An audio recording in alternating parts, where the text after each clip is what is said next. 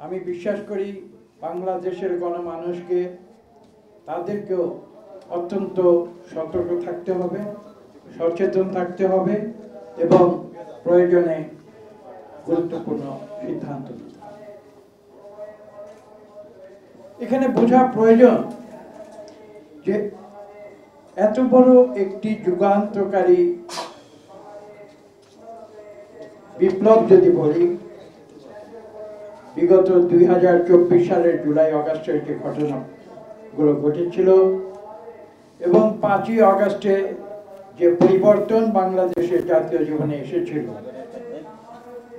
এবং যে মুহূর্তে সেই সময় বাংলাদেশের 18 কোটি মানুষ তারা মুক্তির গান গাইছিল, সেই বাংলাদেশ আজকে মাত্র 9 মাসের ব্যবধানে গতকালের যে ঘটনা প্রবাহ, তাহলে কিভাবে সেখানে এসে উপনীত হলো সেই প্রশ্নটি আমি জাতির সামনে দিতে কেন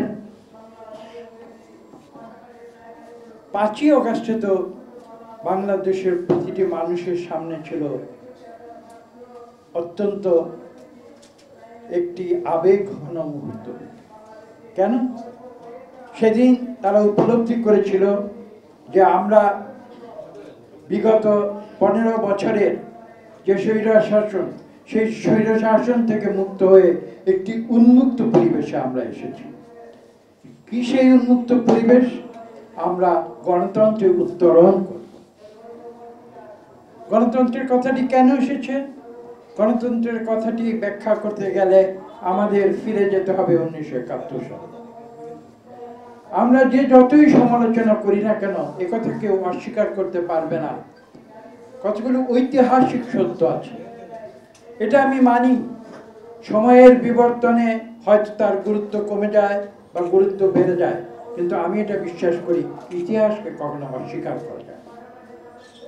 71-এ বাংলাদেশের স্বাধীনতার ইতিহাস এবং স্বাধীনতা যে প্রেক্ষাপটে হয়েছিল সেই সত্যকে কিন্তু কেউ অস্বীকার করতে পারবে।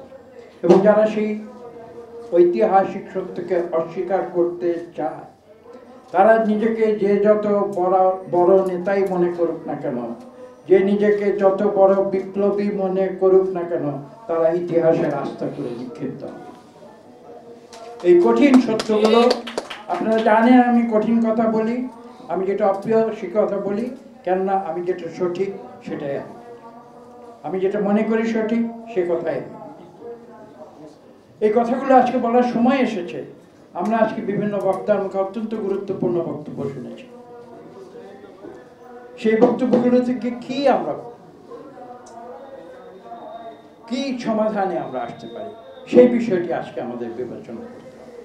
সমাধান কিন্তু একটি, বাংলাদেশের 18 কোটি মানুষের সামনে একটি মাত্র সমাধান রয়েছে। আমাদের উপলব্ধি করতে হবে, আমাদের বুঝতে হবে, আমাদের স্বীকার করতে হবে সেই সত্যকে যে একটি মাত্র সমাধান। সেই সমাধানটা কি? বাংলাদেশ 15 বছর স্বৈর শাসনে ছিল, বাংলাদেশের সমাধান হচ্ছে আমাদের গণতন্ত্রে উত্তরণ করতে হবে। এছাড়া দ্বিতীয় কোনো সমাধান বাংলাদেশের 18 কোটি মানুষের সামনে নেই। গণতন্ত্রের যে সূতিকাগার, যে গণতান্ত্রিক পদ্ধতিকে আমরা অনুসরণ করি, সেটা হচ্ছে ইংল্যান্ডের ওয়েস্টমিনস্টার। সেখানে আলোচনা হয়েছে, সেখানে জ্ঞানী গুণীরা বলেছেন, কি বলেছেন? Democracy is bad. লক্ষ্য করুন কথাগুলো আমি বলছি। তারা নিজেরাই বলেছে ডেমোক্রেসি ইজ ব্যাড, কিন্তু বাক্যটি সেখানে শেষ হয়নি। বাক্যের পরবর্তী অংশ হচ্ছে democracy is bad but other systems are ওয়ার্স।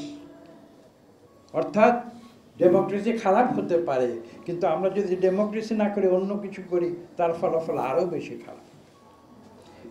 এই সত্যগুলো বাংলাদেশের মানুষ জানে বলেই আমি মনে করি 1971 সালে লক্ষ লক্ষ মানুষ জীবন দিয়ে গণতন্ত্রের জন্য মুক্তি সংগ্রাম করেছে। আজকে কোনো ভুল ব্যাখ্যা দিয়ে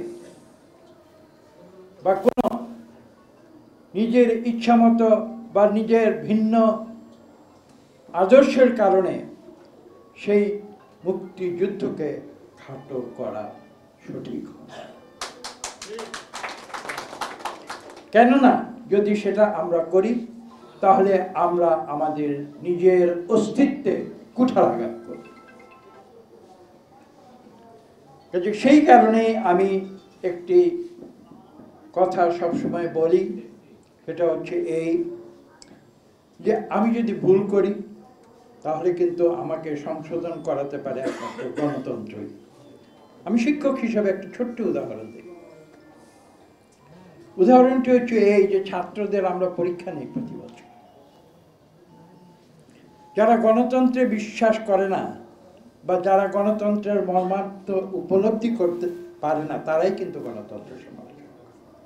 আপনারা ভুলে যাবেন না, একটা রাজনীতিককে কিন্তু আমাদের দেশে গণতান্ত্রিক প্রক্রিয়া যদি সঠিকভাবে যদি আমরা প্র্যাকটিস করি তাহলে প্রতিটি রাজনৈতিক, আমাকেও, আমি শিক্ষক কিন্তু আমাকেও প্রতি 5 বছর জনগণের সামনে পরীক্ষা দিতে হয়।